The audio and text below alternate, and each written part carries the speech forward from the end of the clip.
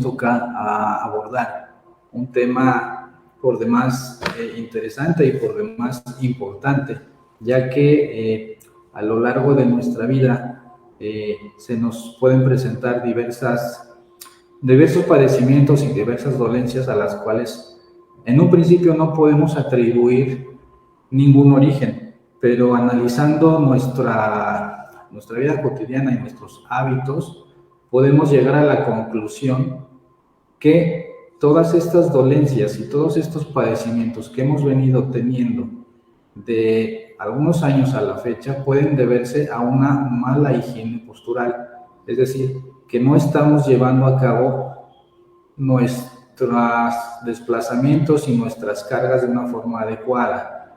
Esto se puede dar desde lo cotidiano, desde el realizar nuestras labores diarias, hasta realizar trabajos que requieran de un poquito más de fuerza o que nos exija un poco más de esfuerzo y llegar a lesionarnos. Entonces, el tema que nos trae el día de hoy es la higiene postural.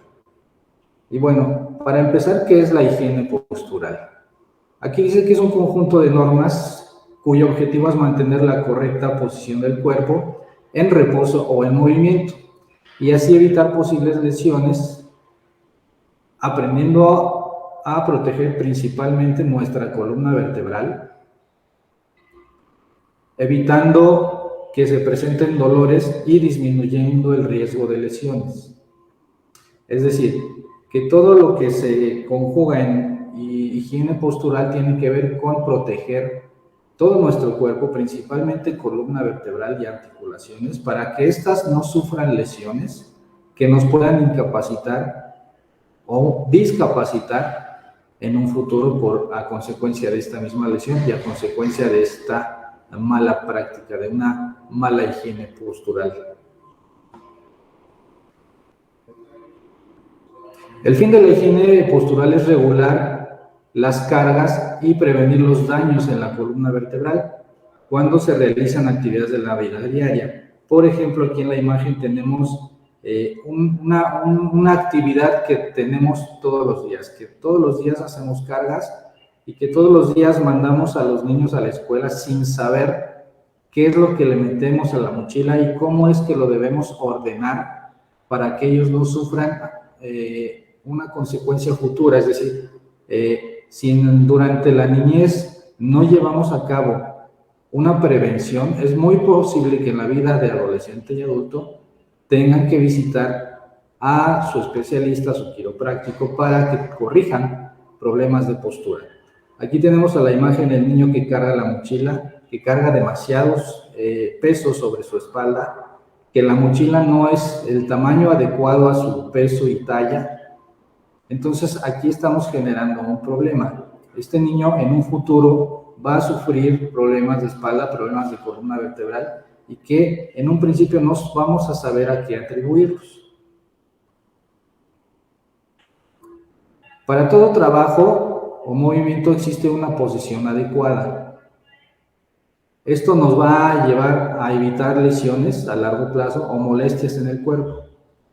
A todo este conjunto de recomendaciones le llamamos higiene postural. Y aquí en la imagen podemos ver cómo realizamos nuestras actividades diarias sin tener en cuenta la protección a nuestra espalda. Tan solo cuando vamos a atarnos los zapatos lo hacemos de la forma inadecuada. Cuando cargamos a los niños lo hacemos de la forma inadecuada. Cuando vamos a alcanzar algún objeto que está en algún anaquel o en una altura mayor que no es posible alcanzarla, también lo estamos haciendo de la forma incorrecta. Se trata de distribuir el peso equilibradamente en ambos lados del cuerpo. Se trata de que las piernas sean las que carguen y que no cargue la columna vertebral para evitar una lesión, para evitar una contractura muscular de los músculos lumbares, que es bastante dolorosa, para evitar lesiones posibles al nervio ciático, y esto nos traiga como consecuencia dolor y que tengamos que interrumpir nuestra actividad económica con las consecuencias que ya todos conocemos, ¿no?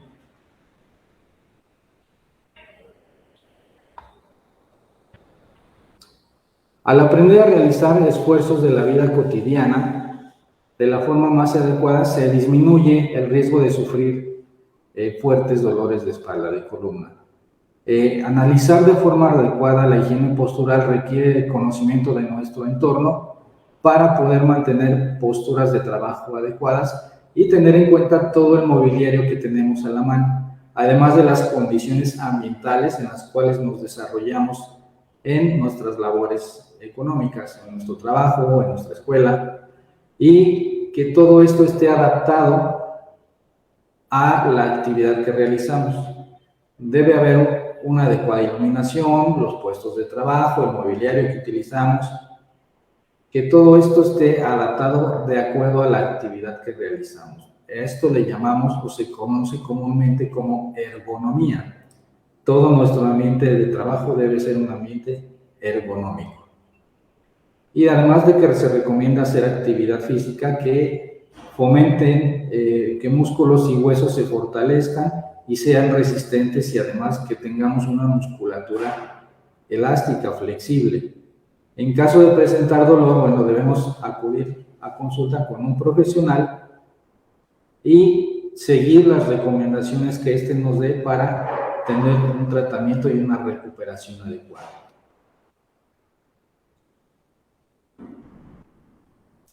Para poder realizar el descanso adecuado, normalmente para dormir elegimos posiciones que nos sean cómodas, pero a veces las que nos sean cómodas no son las más adecuadas. Por ejemplo, el recostarse o el dormir boca abajo, además de que va a provocar tensión en nuestra columna lumbar, va a provocar nuestro peso, presión en nuestros órganos de la cavidad torácica, entre ellos corazón y pulmones, y no va a permitir una adecuada expansión de la caja torácica para recibir una adecuada oxigenación.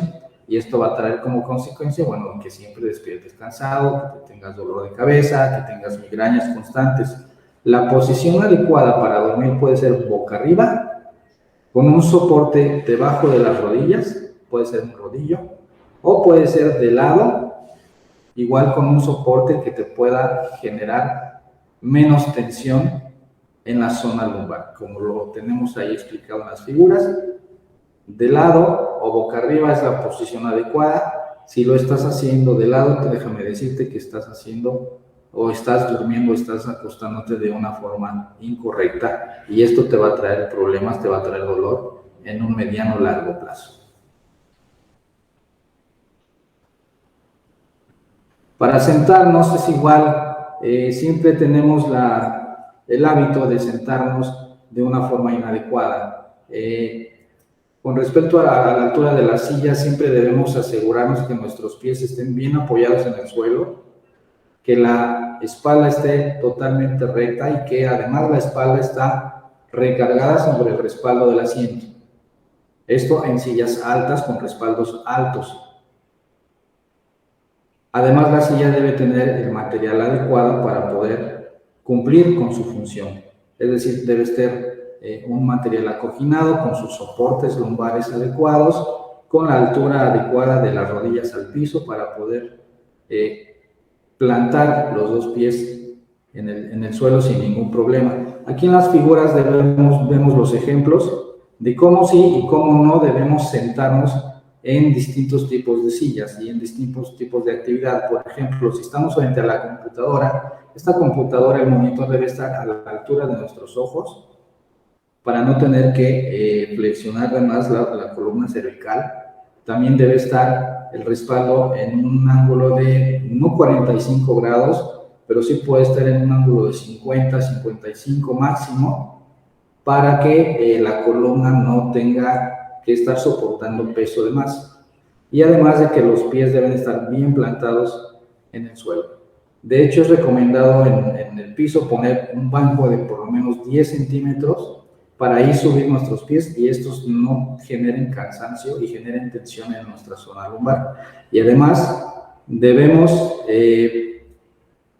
si estamos en una actividad que ya nos llevó demasiado tiempo de estar sentados, lo más recomendable es cada 50 minutos, cada 40 minutos levantarnos, hacer estiramientos de entre 3 y 5 minutos, respirar caminar un poco y ahora sí poder regresar a nuestras actividades. No podemos estar sentados demasiado tiempo. Debemos hacer una pausa para poder estirar, para poder respirar y despejar un poquito la mente también. Para levantar cargas, la forma adecuada es la forma que está con la palomita verde. La forma que está con la X roja, esa no es la forma adecuada, aunque esta es la forma que comúnmente la mayoría de personas realizan.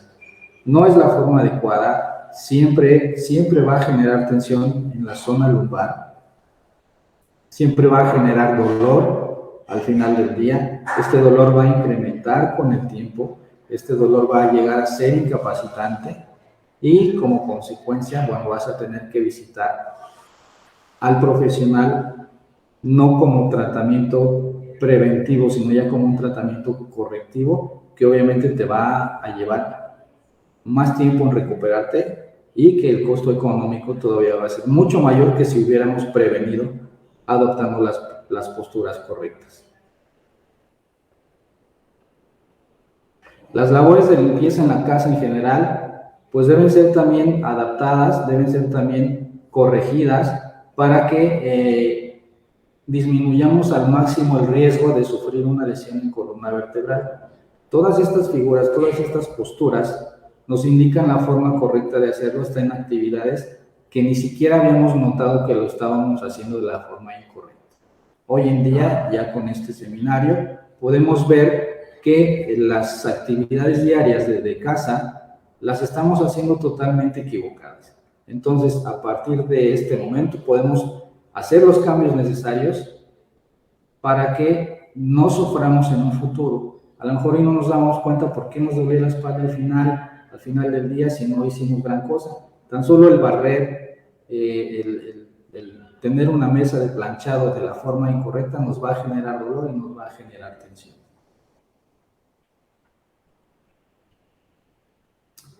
Bueno, en general esta es la higiene postural. Esto es lo que nosotros podemos aprender aquí en la escuela. Esto es lo que nosotros como profesores enseñamos a nuestros alumnos a prevenir y a decirle a todos sus conocidos y a todos sus futuros pacientes cuál es la forma correcta de dirigirse, cuál es la forma adecuada de vivir el día a día y prevenir posibles lesiones de columna vertebral o de articulaciones. Vamos a pasar a otro tema para que aprendamos un poquito más.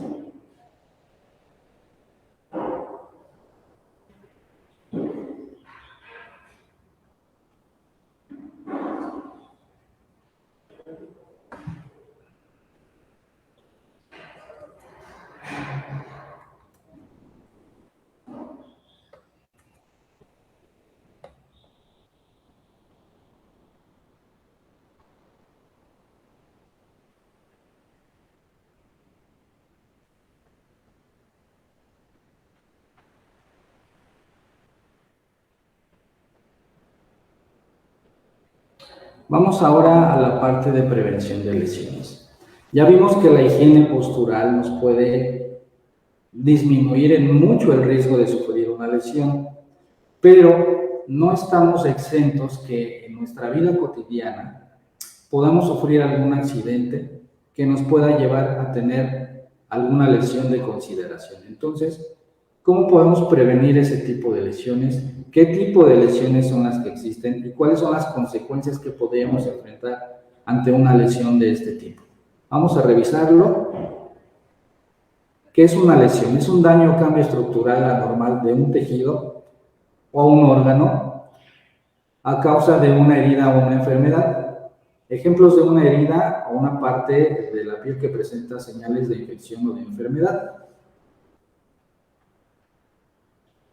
¿Qué tipos de lesiones existen? En la piel existen lesiones de tipo muscular, existen lesiones óseas como las fracturas, lesiones orgánicas o de algún órgano vital, lesiones ligamentarias como puede ser un esguince, lesiones traumáticas por algún accidente o lesiones por alguna enfermedad como podría ser una úlcera varicosa o una úlcera por pie diabético.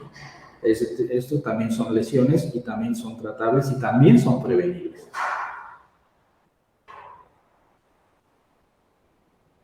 Tenemos heridas por amputación, es decir, cuando se separa totalmente del cuerpo una extremidad. Tenemos heridas por avulsión, o lo que llamamos comúnmente cortaduras. Tenemos lesiones por aplastamiento, cuando un objeto pesado cae sobre alguna extremidad.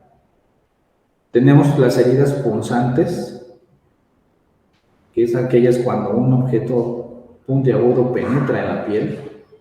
Tenemos las heridas o lesiones por abrasión, que normalmente son los raspones o quemaduras. Y tenemos las laceraciones, estas son cortaduras profundas. Ambas, todas estas, este tipo de lesiones se da por objetos externos o por agentes externos a nuestro cuerpo. Las quemaduras también son una lesión. La quemadura de primer grado solamente lesiona la primera capa de la epidermis. Son las quemaduras que sufrimos normalmente por el sol, cuando nos exponemos de manera prolongada al sol y que se nos pone rojita la piel. Ese ya es una quemadura, aunque es de primer grado, pero ya se considera quemadura porque ya hubo una lesión. Después le sigue la quemadura de segundo grado. Esta quemadura ya formó una ámpula, ya la piel sufrió daño, ya va a haber una cicatrización y entonces esta quemadura es dolorosa, sumamente dolorosa. La podemos identificar por el tejido circundante, está rojo, está inflamado. Las ampollas es un signo inequívoco de una quemadura de segundo grado. Esta requiere tratamiento especial, hay que lavar la herida, hay que colocar material estéril para limpiarla y hay que cuidar muy bien la asepsia de la herida porque puede haber riesgo de infección. Una quemadura de tercer grado es aquella donde se quemó hasta la hipodermis. Es sumamente dolorosa, aunque puede haber casos donde no hay dolor. ¿Por qué? Porque el nervio también se quemó y entonces ya no hay sensibilidad en esa parte. Entonces puede no haber dolor, pero hay piel carbonizada, el olor es característico, hay pérdida de músculo porque se quemó y el riesgo de muerte es muy, muy alto. Los tipos de fracturas que tenemos, realmente este tipo de fracturas las podemos ver en las materias de traumatología, aquí en las diversas licenciaturas que tenemos. El cómo tratarlas también las podemos ver aquí y lo enseñamos cómo poder hacer una reducción o hacer un empaquetamiento para inmediatamente poder irnos al hospital y que se le dé el tratamiento adecuado. Una fractura se define como la pérdida de la continuidad de la superficie ósea, es decir, que el hueso perdió la continuidad o hay una interrupción y esto provoca que se dé la fractura, se dé la división del hueso en su superficie, en su trayectoria. Esto se da normalmente por eventos traumáticos, como pueden ser accidentes, pueden ser agresiones, o también puede ser por enfermedad. Recordemos que la osteoporosis provoca que haya riesgos de fractura muy altos, que pueden ser cualquiera de este tipo. Hasta aquí tenemos con nuestro seminario del día de hoy. Espero haya sido de su agrado, espero que haya despejado algunas dudas. Con gusto los esperamos aquí en el AESI, en la escuela, para que podamos ayudarlos también con sus dudas, que puedan preguntar, puedan conocer las instalaciones y también que puedan conocer los diversos cursos y licenciaturas que aquí impartimos y que con todo gusto el personal aquí les podemos mostrar sin ningún problema. Repito, mi nombre es Jorge García, soy quiropráctico y nos vemos la próxima. Gracias.